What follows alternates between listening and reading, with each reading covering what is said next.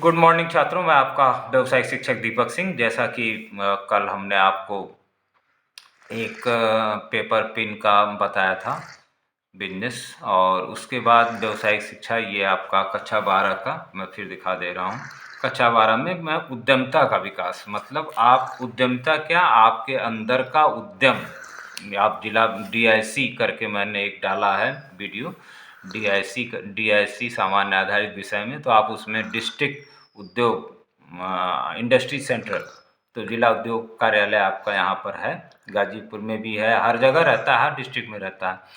तो वहाँ पे आप कोई यूनिट की अपनी इस्टेब्लिशमेंट या इकाई की स्थापना करना चाहते हैं, तो थोड़ा सा इसके बारे में जान लीजिए कि कोई इकाई की स्थापना कैसे होती है।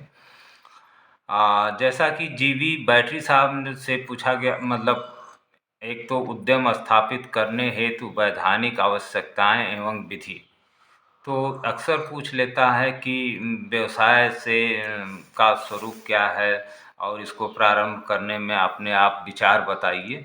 तो देखिए, शुरू सीधी बात है, यहाँ GV बैटी साहब ने भी कहा है कि नए उद्योग शिशुओं के समान होते हैं जिनकी कल्पना करना एक आनंद है, लेकिन उनका प्रसव पैदा करना कष्टप्रद है।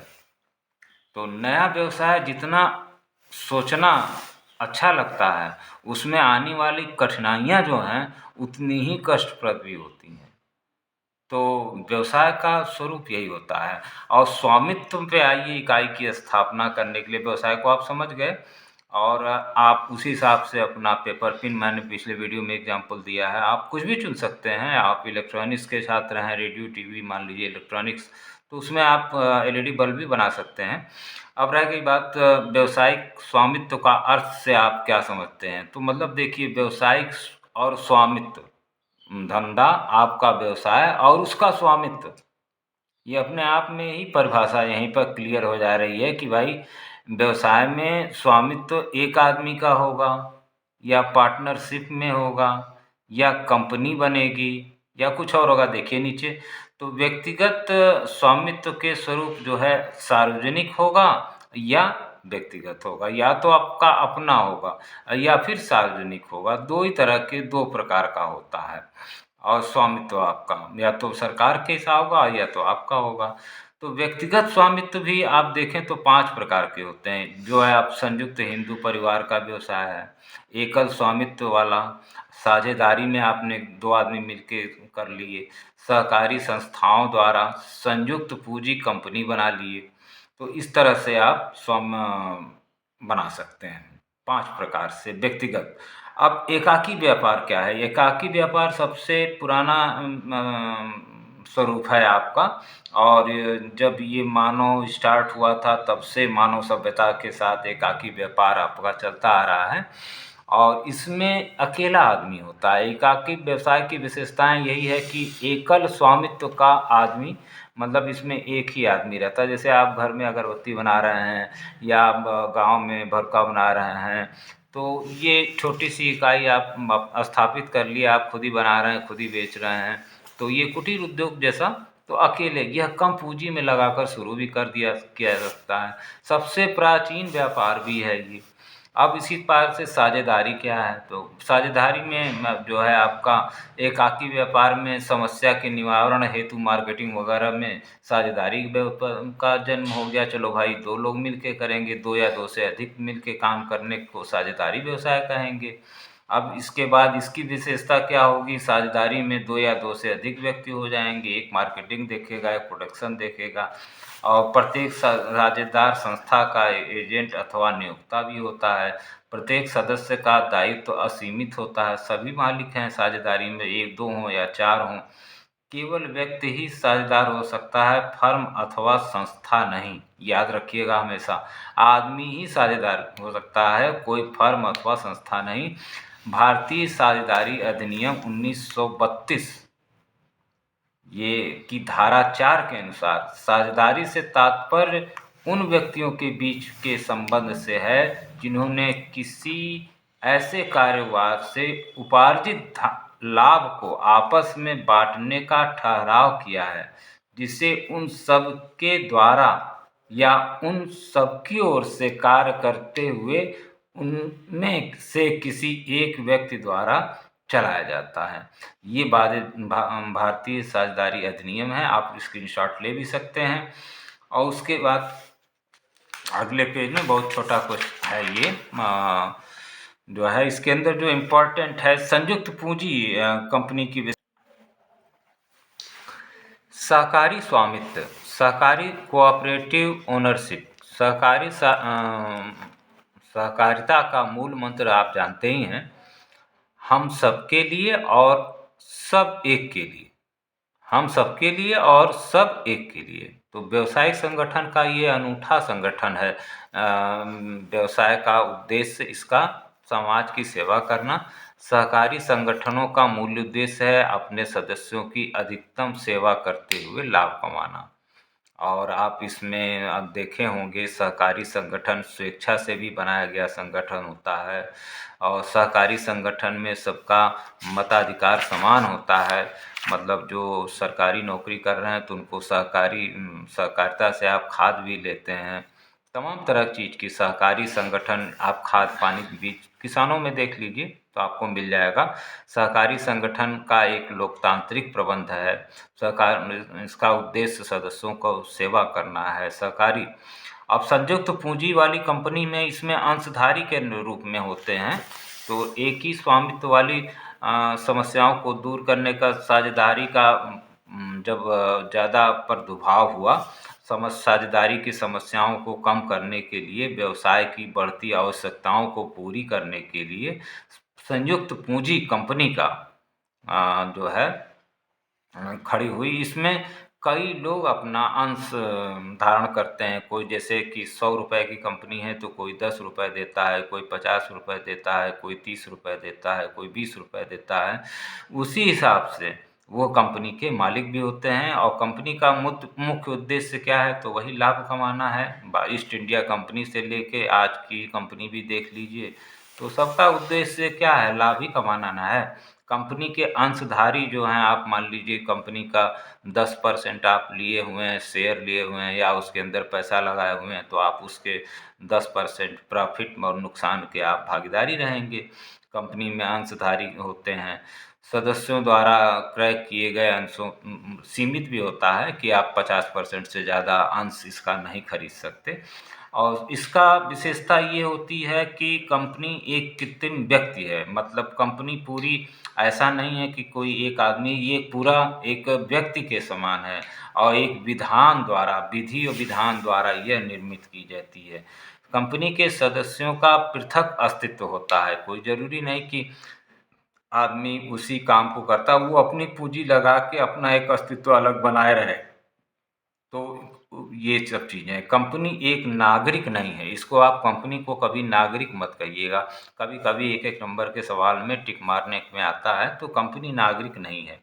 संयुक्त हिंदू परिवार संगठन क्या है जिसमें आप रहते हैं, तो इसका आशय है कि एक ऐसे संगठन जिसमें व्यवसाय पहले से चला आ रहा है और परिवार के सभी सदस्य मिलकर काम कर रहे हैं। परिवार में नया आने वाला सदस्य, बच्चा भी जो पैदा होगा वो भी इस संगठन का सदस्य हो जाएगा और इसमें जो है पुरुष की सहभागिता ज़्यादा होती है महिलाओं की, लेकिन अब तो खैर ज़्यादा है।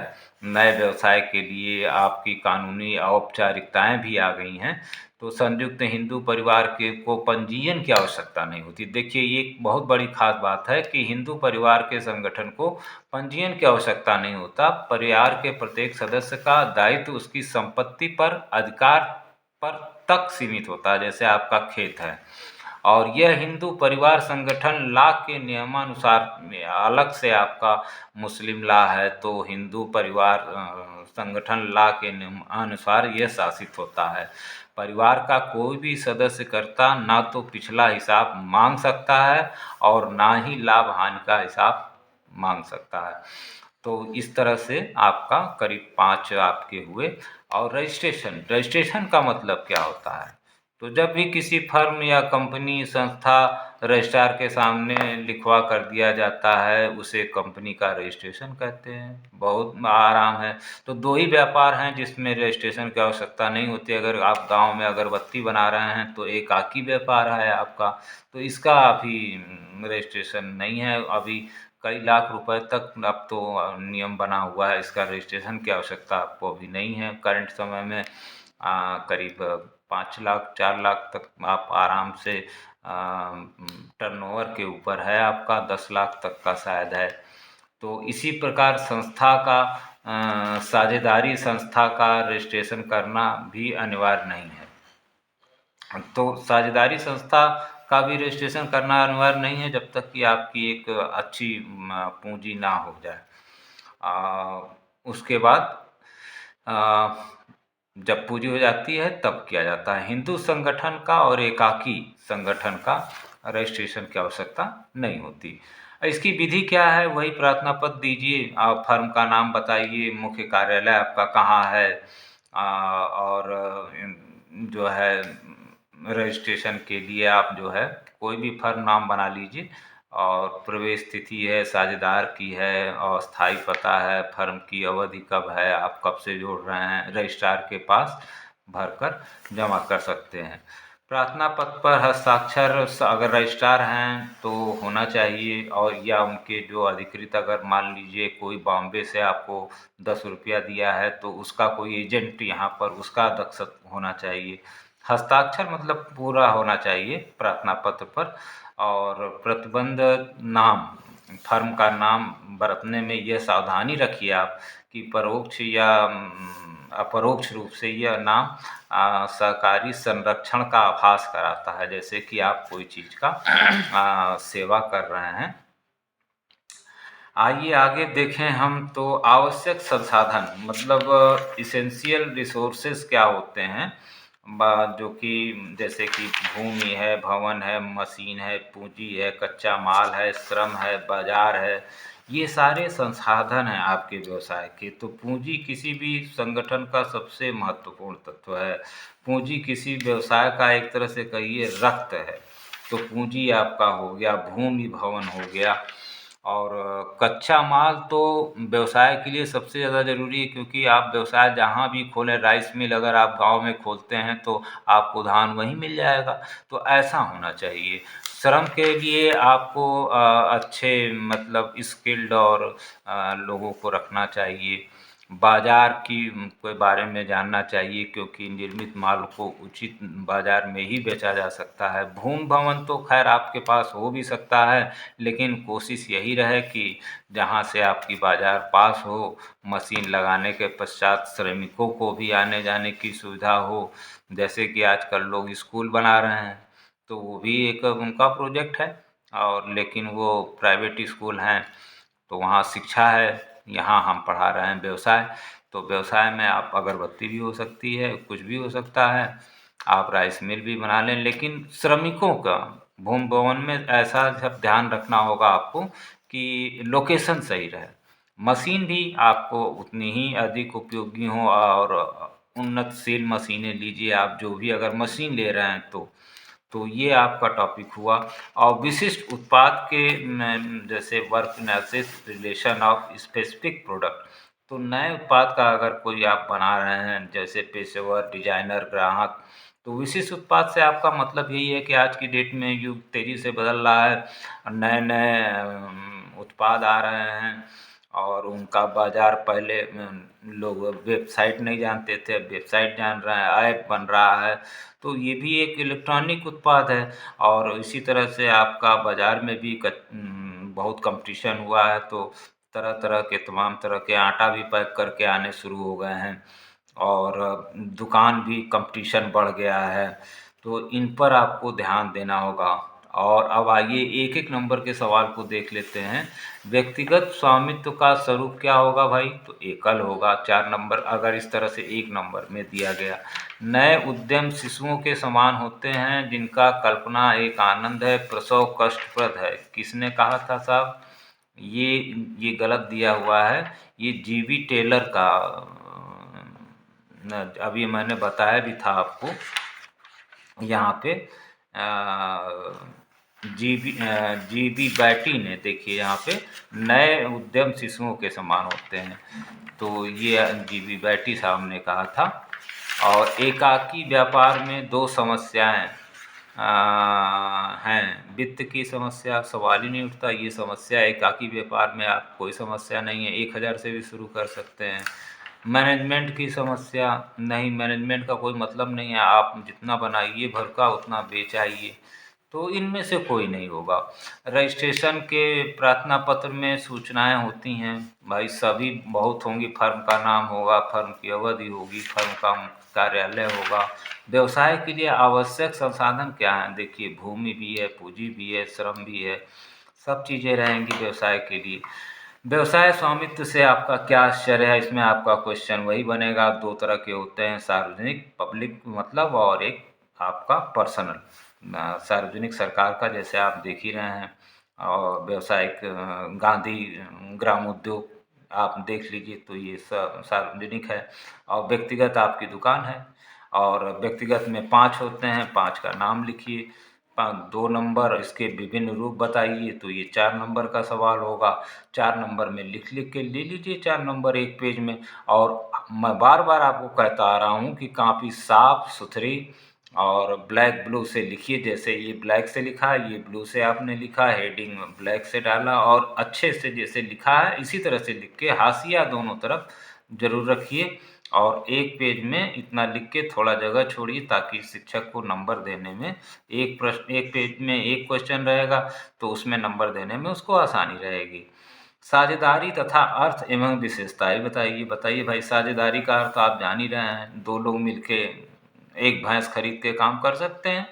और उसकी विशेषताएं यही है कि 2 लोग आपस में मिलके काम करेंगे, तो एक चराएगा, एक दुहेगा। इस तरह से भी आप समझ, देखिए कॉन्सेप्ट समझ में आना चाहिए। कॉन्सेप्ट अगर आप साझेदारी व्यापार, आप अब आपको मैं क्या बताऊं, साझेदारी व्यापार आप खुद ही समझदार हैं, और क्लास में भी और यहाँ कहीं भी हम तो आपको इसको खुल के दिखाए हैं। लेकिन आजकल लोग अकेले व्यापार ज़्यादा, एकाकी ज़्यादा कर रहे हैं, दुकान अकेले खोलना। साझेदारी भी के बाद कंपनी भी बनाए हैं, हमारे कई छात्र हैं जो कंपनी तक चले गए, छात्र नहीं हैं मतलब मिले भी हैं तो वो भी हैं, कई छात्र तो कंपनी बना के अभी कंपनी तक नहीं पहुँचे हैं, लेकिन जॉब में लगभग सभी हैं। कंपनी का अर्थ बता दीजिए, बताइए। अभी हमने बताई आपको, कंपनी सामान्य रूप से ये नागरिक तो है नहीं, ये ऐच्छिक संस्था है। इसमें अंश सबका रहता है कि आपका 10 रुपया रहेगा, मतलब 100 रुपये में आप 5 लोगों को भी ले सकते हैं, मतलब उसमें एक लिमिट होगी कि 20% से ज़्यादा नहीं लेंगे। तो ये हैने ने कहा कि संयुक्त पूंजी कंपनी लाभ उत्पन्न करने के लिए व्यक्ति का ऐच्छिक संघ है, जिसकी पूंजी हस्तांतरणीय अंशों में विभाजित होती है, जिसकी प्राप्ति ही सदस्यता की शर्त होती है। सही बात है, कंपनी नागरिक तो है नहीं। 100% की है तो 50% मान लीजिए आपका हुआ, 50% में आपके घर वाले 10-10% हो गए, तो वो एक कंपनी हो गई। तो संयुक्त पूंजी कंपनी की विशेषताएं। कंपनी एक कृत्रिम व्यक्ति कृत्रिम है, नागरिक नहीं है, विधान द्वारा निर्मित होती है। एकाकी व्यापार क्या है, इसकी कुछ परिभाषाएं बता दीजिए। सहकारी रजिस्ट्रेशन, देखिए ये इम्पोर्टेंट है बहुत ज़्यादा इस बार का। जो भी इम्पोर्टेंट है मैंने इम्पोर्टेंट लगा रखे हैं क्वेश्चन में, आप ज़रूर उसको आगे पढ़ते रहिए। उसके बाद ये रजिस्ट्रेशन को ज़रूर पूछेगा, क्योंकि आजकल सरकार व्यवसायिक शिक्षा पर ज़्यादा जोर दे रही है, हर स्कूलों में अब ये ज़रूरी भी हो जाएगा। तो इसका बेसिक जब तक आप नहीं जानेंगे तो दुकान खोलने का कोई मतलब नहीं होता। सीधे सिखा के दुकान में बैठा देना वो नहीं ठीक है, थोड़ा सा उसका थ्योरी जानना, 100 नंबर की जानना ज़रूरी है। उसके बाद अगर आप दुकान पर बैठेंगे तो आपकी दुकान निश्चित रूप से आगे चलेगी। अब आगे देखें हम, तो इसके अंदर व्यवसाय का रजिस्ट्रेशन क्या है, इसकी पूर्ण विधि समझाइए, ये 4 नंबर का सवाल हो जाएगा। व्यवसाय का रजिस्ट्रेशन क्या है, अगर सिर्फ इतना ही पूछता है तो 2 नंबर का हो जाएगा। एक पेज में ही एक क्वेश्चन का आंसर दीजिए, 2 क्वेश्चन का आंसर देने की कोशिश मत करिए, क्योंकि आपने पैसा दिया है, आपने 600 रुपया दिया है, किसके लिए दिया है, बोर्ड परीक्षा के लिए दिया है। तो आप अपना ए कॉपी लिखिए, बी कॉपी लिखिए, कोई भी दिक्कत नहीं, लेकिन अपने क्वेश्चन को एक पेज में साफ साफ लिखिए, ताकि एग्जामिनर को पढ़ने में जो चेक कर रहा हो उसको कोई दिक्कत ना आए। ठीक है, आपको बहुत ज़्यादा नहीं आ रहा, 5 लाइन, तो इसमें तो 5 ही लाइन लिखाइए, 2 नंबर का सवाल है तो 5 लाइन। और जो है 4 नंबर का सवाल है तो 10 लाइन, ये इसके सिलेबस में है। और आगे हम वीडियो में पढ़ेंगे मैनेजमेंट, उद्योगों का मैनेजमेंट, मैनेजमेंट ऑफ इंटरप्राइजेस। जैसा कि आप देखते होंगे ट्रैक्टर का दुकान और हीरो होंडा की दुकान, तो इनका मैनेजमेंट कैसे होता है, इसके अंदर कार्य क्या होते हैं, इसको आप जानेंगे तब इसके अंदर नौकरी करेंगे तो बहुत मज़ा आएगा। मैनी मैनी थैंक्स छात्रों, आप इस चैप्टर के लिए।